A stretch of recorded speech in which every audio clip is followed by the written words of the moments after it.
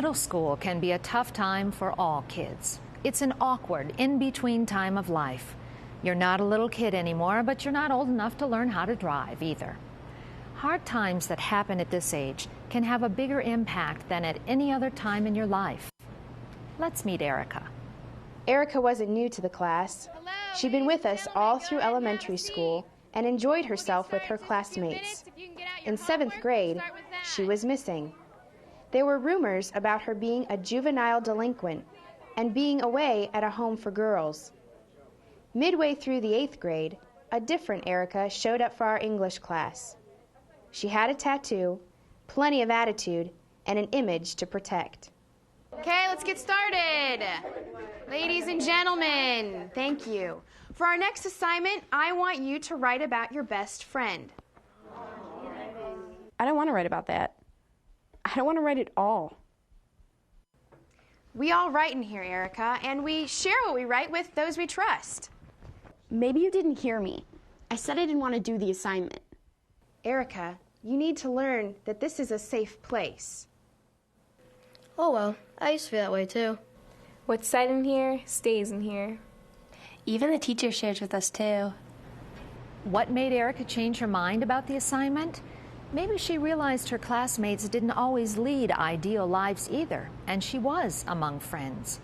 Many of these students were friends with her and were surprised when she suddenly went away. Now she was back with them, an 8th grader with a painful memory that she was willing to share with her classmates.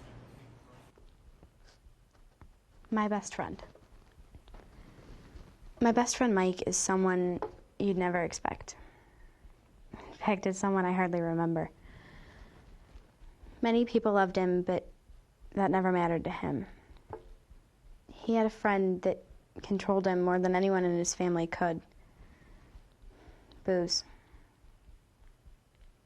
He was addicted to alcohol since he was 17, had a police record, and was hardly ever sober. Even though he drank a lot, Mike had a lot of good in him. He liked to hunt and fish and camp out.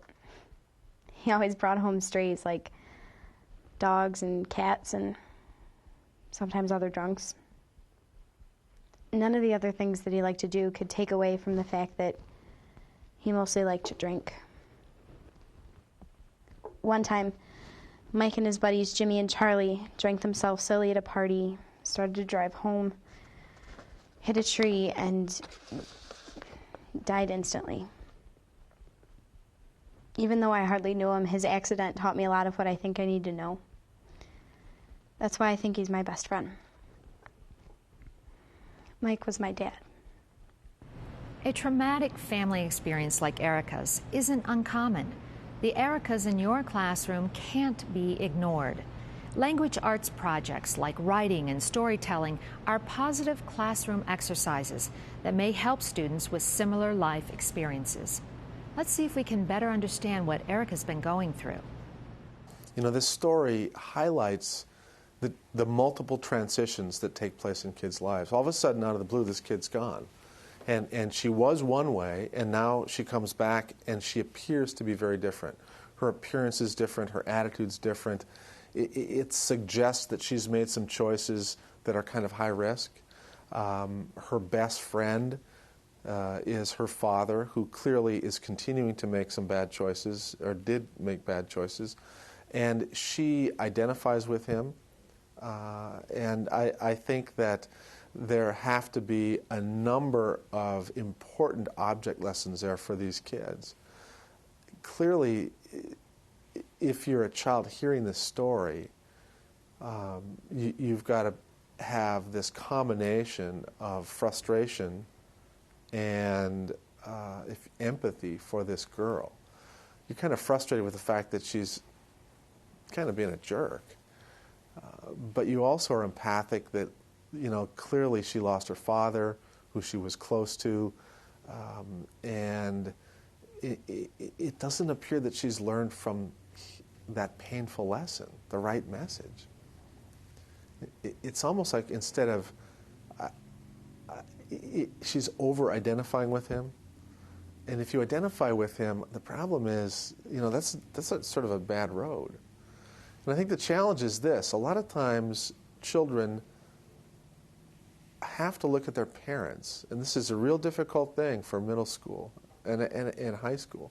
Kids look at their parents, and there's this tendency to want to say all good or all bad. And if you say all good, then you sort of incorporate everything about them as good. And you still have this tendency to have a difficult time saying, you know what, this thing about my dad's really good, but this thing wasn't good. And that takes a much more complex, mature brain. And middle school kids are really pretty categorical. That's why they kind of globally reject a lot of what parents say to them, or globally incorporate a lot of what parents say to them. And this is a time in life when they're really struggling with making those more differentiated, complex choices. What part of my parents do I really want to be like, and what part I want to be different? Middle school children are actually spending more time in school and with their classmates than they are at home.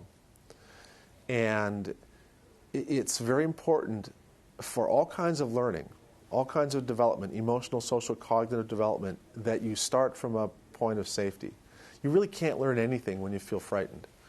In fact, people who feel threatened retreat into these primitive, immature styles of coping and functioning. So that the main challenge of anyone in an educational setting is to try and create an environment that's relationally safe. Kids feel that their intimate feelings, that their views, their values are going to be respected, that they're going to be treated kindly, that it is safe to express your deepest fears and your deepest hopes, and that people will be kind to those things. And I think that, unfortunately, that's a challenge in a lot of classrooms. Kids can be hard on other kids. And in this story, part of what these classmates are trying to convey to her is that this is safe.